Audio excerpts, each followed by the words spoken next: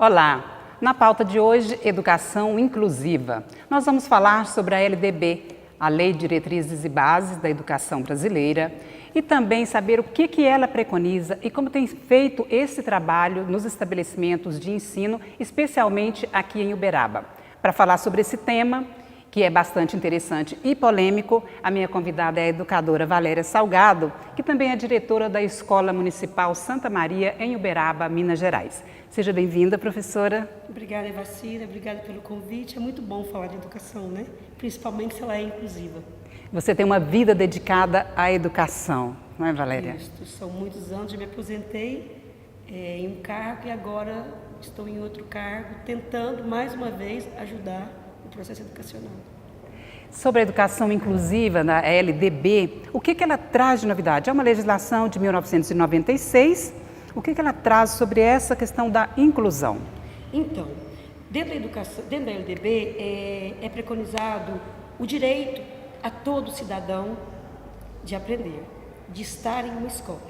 E aquele que porta uma dificuldade, uma deficiência ou uma síndrome, ele também tem esse direito. Então a LDB entra ajudando, garantindo que esse aluno vá para a escola, que ele tenha os mesmos direitos que o aluno dito como normal tenha dentro do ensino.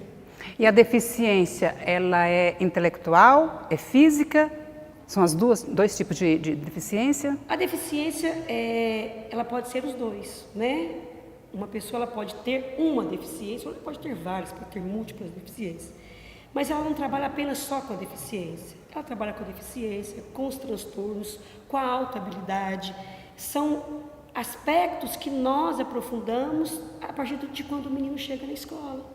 São vários itens abordados que nós precisamos recebê-los, estudar para isso, para fazer um bom trabalho em que ele seja incluso verdadeiramente no processo educacional. Não é estar na escola, é estar na escola trabalhando e se sentindo como pessoa normal. E como que a escola se preparou para essa mudança? Foi aparelhado melhor? O que o Estado fez, o poder público fez para capacitar os profissionais e a escola em si? Então, na verdade, o Estado repassa aos municípios que chega até a escola. O profissional de apoio, o profissional para estar com esse menino, ele repassa os materiais que nós precisamos, a parte técnica, né? Eles nos repassam por meio de verbas em que a escola se prepara em que o município nos transmite o professor capacitado para trabalhar com o aluno com as diferentes dificuldades. E além disso, nós temos o apoio do município também, com órgãos que ele fique separado para trabalhar aquilo que nós não damos conta. Então, por exemplo, na sala de aula, o menino ele vai trabalhar normalmente os conteúdos que é dado a todos. Para isso, ele tem um profissional de apoio, que fica ao seu lado. Um professor? É um professor.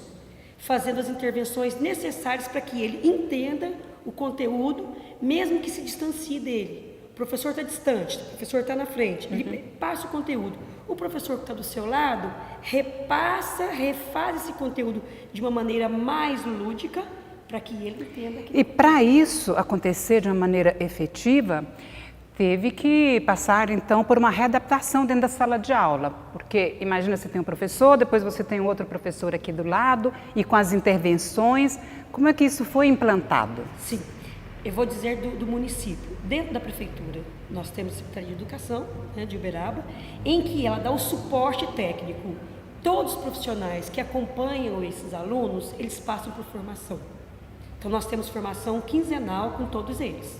E ali é trabalhado a maneira de abordar, como trabalhar na sala de aula. E o menino não deu conta da sala de aula, como tirar esse menino sem que ele se sinta constrangido. Porque às vezes chega um ponto que ele não vai e ele trava. Então aí ele é tirado da sala, faz um trabalho fora e volta. Ele melhora e volta. Para tudo isso tem que ter técnica. Tem que ter formação. Então, a Secretaria Municipal de Educação, ela investe muito. Nós temos uma equipe, né, da inclusão, que ela trabalha com Todos os grupos de todas as escolas. Na minha escola, por exemplo, Santa Maria, nós temos 6 professores de apoio. Professora, pelo que eu estou entendendo, então, que você está explicando, existem 2 formas de atendimento, dois tipos de profissionais especializados para fazer esse atendimento. Sim, nós temos o profissional de apoio, que é o profissional que fica na sala de aula no horário regular de atendimento. Então, ele acompanha as aulas periodicamente com aquele aluno. E existe o outro profissional que fica na sala de recursos, que é a sala AEE. Dentro do AEE, há 2 públicos. Há o público com deficiência, com transtornos globais, e há o público com dificuldade de aprendizagem. Entende? E como que eles são atendidos lá, separadamente? Separadamente, são separados. Os grupos são separados nesse atendimento. Pensando que dentro do censo, quando eu vou cadastrar o aluno, porque todo ano a gente faz o cadastro de todos os alunos da escola, esse aluno conta como 2 no cadastro escolar. Por quê? Porque ele é o aluno do ensino regular e é o aluno do atendimento especializado, que é no contraturno. Então, ele retorna à escola durante 2 vezes na semana para receber as intervenções necessárias para dar conta de estar trabalhando na sala de aula. E como que vocês avaliam essa estimativa de aprendizado do aluno? O que nós temos que entender, e que às vezes fica complicado, e muita gente critica até maldosamente, é que não é que o menino não aprenda, ele tem o tempo dele. Então, enquanto um menino dito normal gasta 1 ano naquela série para atingir os objetivos, o aluno da inclusão ele pode gastar 1 ano e meio, ele pode gastar 2 anos, porque o tempo dele é diferenciado do outro tempo. Mas isso não quer dizer que ele não aprende, ele aprende sim. A maneira com que é feito o trabalho de aprendizagem é que é diferente. Ele pode ser retido em alguma série?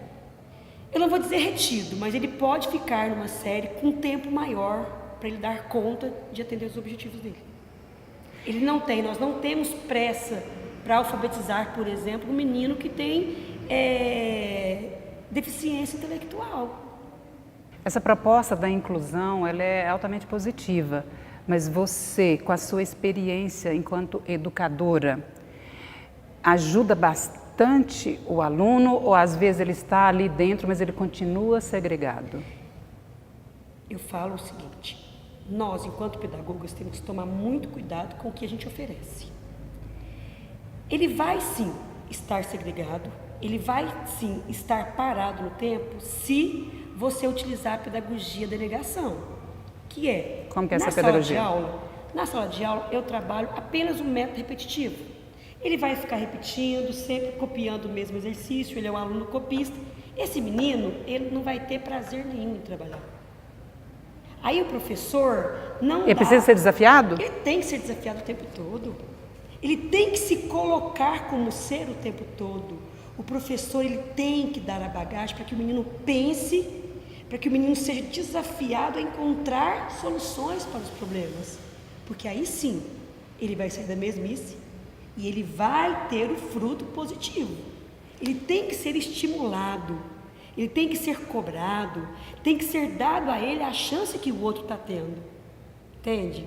O que nós não podemos fazer é mascarar. Porque quando você mascara, realmente você não tem objetivo nenhum. Você não tem meta para aquele aluno. Se você torna um alfabetizando copista, seja ele de inclusão ou não, você acaba com o potencial de ser uma pessoa reflexiva. Ser uma pessoa pensante que vai desenvolver o seu lado positivo. E como os alunos recepcionam esse colega? Existe um preparo também? Existe um preparo total. Até porque dentro nós trabalhamos muito em que um aluno acompanha o outro, né? Então, muitas das vezes, mesmo com o profissional de apoio, quem leva um cadeirante é um aluno. E ele se dispõe a fazer isso com muita facilidade, com muito gosto. Sentar na rodinha, trabalhar junto, é sempre... Para você ter uma noção, na sala de aula, os alunos que não têm problema nenhum ficam loucos para sentar junto com o profissional de apoio. Por quê? Por quê? Porque estão percebendo o carinho que ele é trabalhado e que ele aprende de um outro jeito. Então, às vezes, o professor está explicando a aula, o aluno de inclusão está prestando atenção no professor, mas depois ele fala profissional de apoio. Mas eu não entendi isso. E o profissional vem com uma outra técnica para ensinar. 2, 3, vem para o lado para ouvir. Ou para ensinar aquele que pegou, aquele aluno que foi esperto, já pegou o conteúdo, ele vem, posso ensinar para ele, professora? Pode sim. Então há interação e eles trabalham muito juntos. A inclusão ela só faz se tiver realmente a interação dos alunos. Não é o profissional de apoio ficar lá no fundo da sala com o aluno, com o menino que tem dificuldade. Não é isso. É o menino com dificuldade e o profissional de apoio vir para junto dos demais. Então, essa é a proposta. Envolve, então, a capacitação aí também até para os funcionários, de todas as áreas, né? Desde do porteiro, da recepção, toda a comunidade escolar. E os pais até. Quando você fala comunidade, envolve tudo. Os pais também, as famílias. Todas as formações, a gente tem muito encontro, né, com pais. Nós temos no calendário quatro encontros, mas são muito mais que esses encontros. E todos eles nós trabalhamos a temática.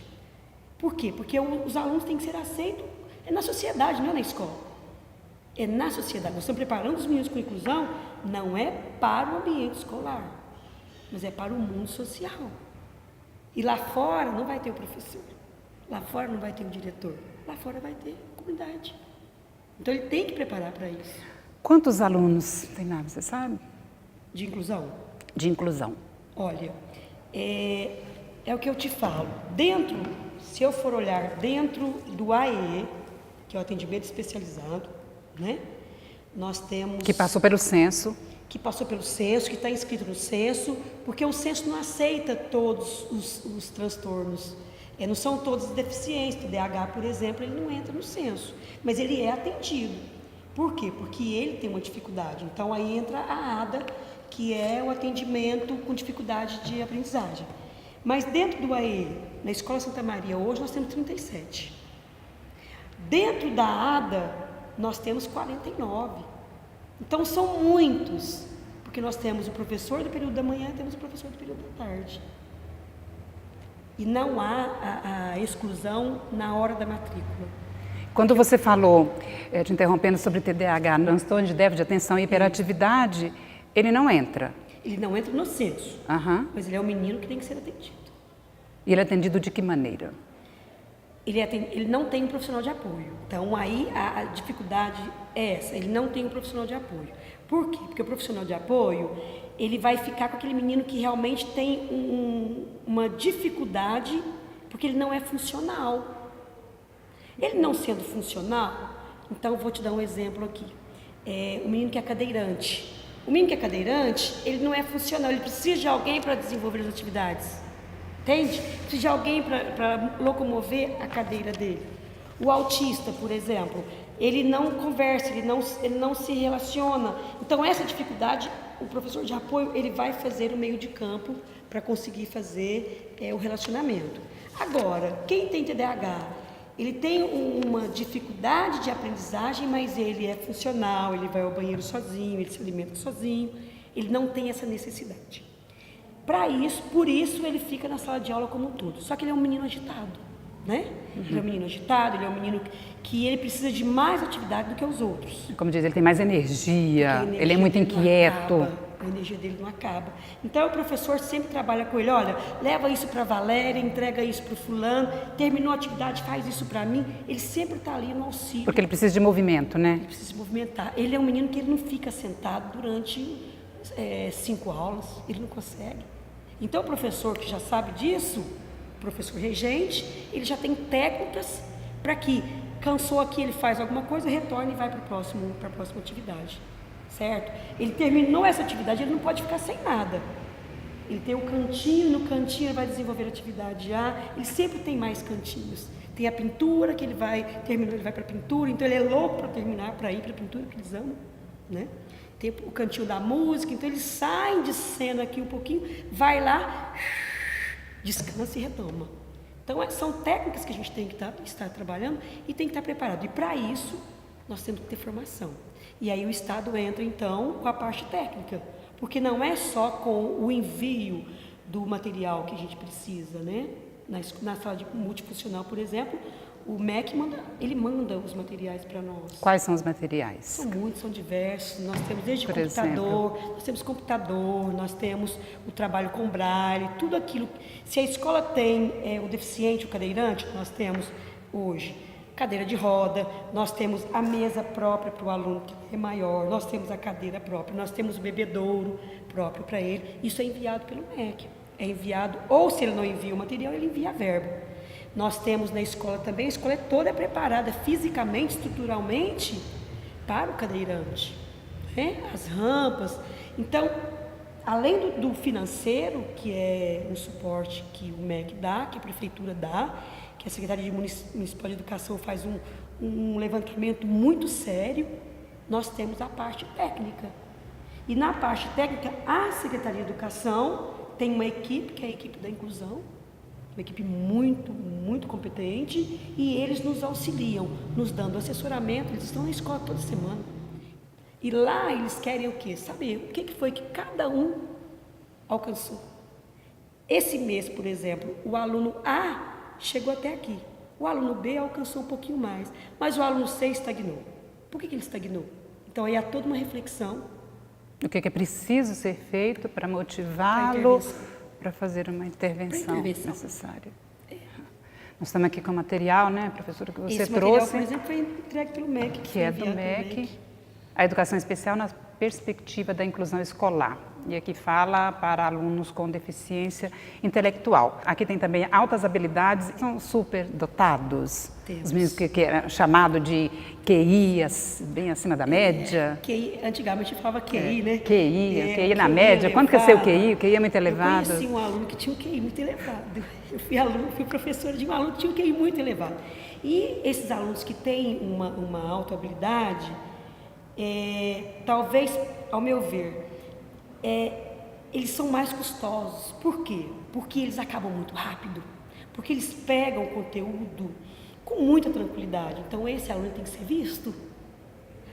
Ele é um nerd. Não, ele não é um nerd.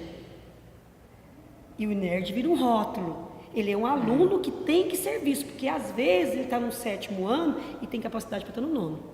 Então ele tem que ser visto, tem que ser avaliado, como que está o emocional dele para que ele possa evoluir ou não. Então esse menino ele tem que ser trabalhado também. E na escola nós temos tudo isso. É feita uma avaliação. Essa profissional que fica no AE, atendimento especializado, todos os casos que tem na escola são enviados para ela. A gente manda com relatório, o profissional faz, o professor regente, ele faz toda uma descrição. Ela chama, ele vai fazer uma avaliação, igual como se fosse uma avaliação psicológica, faz uma avaliação, isso aqui de aprendizagem, e ali ela diz para a gente, olha, nós temos a possibilidade de termos um aluno com alta habilidade. Então vamos investigar? Aí há uma investigação, nós temos a casa, a própria prefeitura, além do CRIA, nós temos o CREI, que é um centro de referência, né, de inclusão, e esse centro de referência nos ajuda demais, porque quando a gente pega um aluno e ele é detectado ali dentro, né, detectado assim, nós achamos que ele possa ter isso, mandamos para o CREI.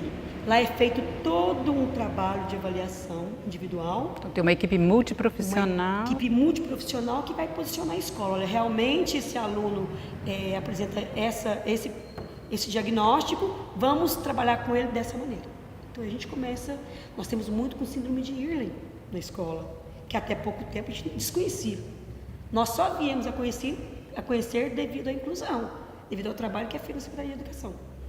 Porque aí com o CREI, ele é feito a avaliação e os meninos trocam a cor do papel, utilizam a plaquinha que é necessária, porque o branco dá reflexo e ele não consegue aprender, olha, uma cor de papel, não é? Então, isso muito natural, professora, entre os jovens, entre as crianças, o chamado bullying. E como que vocês trabalham para que isso não aconteça com os alunos da inclusão? O que acontece? Nós trabalhamos isso como um todo, então a gente não especifica o menino que tem dificuldade. Não, nós somos todos diferentes. Você é loira, eu sou morena. Isso não te faz mais linda que eu. ou não me faço, né, melhor que você. Então isso é trabalhado na escola desde o primeiro dia de aula com todos. E logicamente, se você trabalha nessa perspectiva, isso permeia também todas as disciplinas, todas as séries, tudo que acontece na escola. E transtornos globais do desenvolvimento envolve todos? Todos eles. Nós desenvolvemos. Quais que são mais comuns? Então, dentro da sistemática, da educação. Nós temos o autismo, que ele engloba várias vertentes, né? Síndrome de Ehlers, são várias síndromes que tem. Nós temos o TDAH, nós temos vários transtornos que faz a dificuldade do aluno em estar normalmente em sala de aula. Ele tem uma dificuldade qualquer que seja que faz com que ele bloqueie. Então, aquele bloqueio, nós trabalhamos com ele. Nós temos a deficiência auditiva, visual, mas tem a surdez também, né? Tem a cegueira também, que são trabalhados diferentes. Todos são trabalhos diferentes. E assim, o interessante era que se tivesse um tradutor em cada sala, mas a gente sabe que não comporta financeiramente esse profissional. Então, nós trabalhamos com ele, nós trabalhamos com o profissional de apoio, técnicas e formações para que ele dê suporte para esse aluno. Tá? Mas nós temos o trabalho com braille, quando se tem um cego na escola, há todo um aparato do Instituto dos Cegos. O Instituto dos Cegos, ele foi agora, acabou o mês passado, uma acuidade visual com todos os alunos de primeiro ano, então ele vai e é feito com todos os alunos do primeiro ano, que está acabando de entrar na escola. Os demais nós já estamos acompanhando. Então ele entrou na escola, percebeu-se que ele tem um problema. Dali ele já é encaminhado para o oftalmologista. Há também o envio de óculos. Então são trabalhos que realmente vêm dando certo e está ajudando muito dentro da sala de aula. Com a implantação da LDB, que também mais ou menos 17 anos, né? Com essa legislação, o que mudou radicalmente? Foi esse processo aí de readequação, muita coisa mudou, Iraci. A maneira de alfabetizar, inclusive. As técnicas, né? As metodologias de trabalho, a questão da aceitação. Porta aberta, a escola hoje tem porta aberta. Antes da LDB, era escolhido os alunos, não eram todos os alunos que tinham acesso, né? Então, hoje, a escola ela é aberta a todos. Ela é um direito garantido pelo Estado a todos. E isso é o melhor, porque depois que todos entraram na escola, que nós vamos conhecendo as dificuldades, vão aparecendo caminhos para serem trabalhados. E aí vão mudando a especificidade. Uma coisa que eu queria abordar com você, que nós não falamos, e que as escolas, como um todo, se depara com esse entrave. Qual? O que acontece? O aluno, ele tem uma dificuldade de aprendizagem, por exemplo. Esse aluno, ele tem que retornar no contraturno para fazer o trabalho na sala de AE. O contraturno é um turno extra, né? Turno extra. Então, ele foi no ensino regular, mas ele tem dificuldade, ele precisa de voltar para receber a intervenção. Os pais, então, por trabalharem, se negam a levar o aluno. Eles assinam um termo abrindo mão do que tem de melhor para ele e não leva o aluno. E aí o menino realmente se trava lá dentro, porque a escola fica presa. A gente não dá conta sozinho, nós temos que ter amparo, né? É múltiplo o trabalho, mas muitos dos pais não têm essa consciência ainda. Isso nos prejudica muito, a ponto de termos que acionar por várias vezes o Conselho Tutelar. Eu tenho um dado aqui, que o Brasil possui cerca de 2,5 milhões crianças e adolescentes entre 4 a 17 anos fora da escola. E entre essas aqui, vários que têm direito à educação inclusiva, né? E que às vezes não participa por falta desse amparo. Mas o que está faltando além dos pais? Porque é uma realidade. Os pais estão trabalhando, têm toda a sua dificuldade, não sei o quê. A escola está fazendo o que pode. Como que encontraria essa solução? Muitas das vezes a população não conhece os direitos. Olha, em cada sala de aula nós temos 10% de vaga garantida para o aluno de inclusão. Então, se a lei preconiza que eu tenho que ter até 30 alunos, 3 é de inclusão. Isso a população não conhece. Entendeu? Então a vaga ela tem o direito, ela passa na frente dos outros devido ao seu direito. Mas tem que ser mais divulgado, tem que ser mais trabalhado para que não aconteça isso. Eles desistam. Bate na primeira escola, não tem vaga, eles já desistem. Bom, terminamos a entrevista. Muito obrigada por sua participação aqui no programa. Eu A gente agradeço. te agradecer muito por fazer parte da história dos meus filhos, né? Fui professora dos meus 4 filhos. É verdade, eu que te agradeço, porque é muito importante falar de educação. As pessoas têm que buscar um pouquinho mais, sabe? E nós temos que realmente investir no nosso país e é por meio dela. É por meio dela. Muito obrigada. Eu entrevistei a professora Valéria Salgado, que é pedagoga, psicopedagoga e diretora da Escola Municipal Santa Maria, em Uberaba, Minas Gerais. Muito obrigada por sua companhia e até breve.